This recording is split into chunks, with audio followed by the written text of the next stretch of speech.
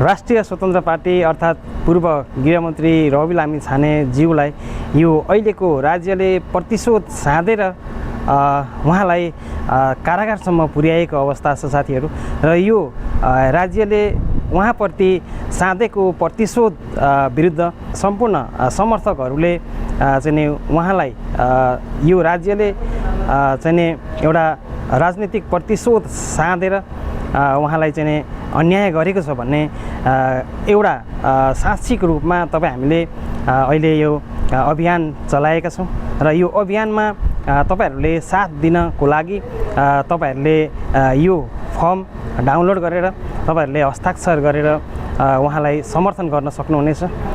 यस्तै गरेर मैले पनि यो फर्म डाउनलोड गरेर हस्ताक्षर गरेर मैले पठाइसकेको छु र तपाईहरूले पनि साथ समर्थन गर्न चाहनुहुन्छ भने यो फर्ममा साइन गरेर तपाईहरूले साथ सपोर्ट गर्न सक्नुहुन्छ।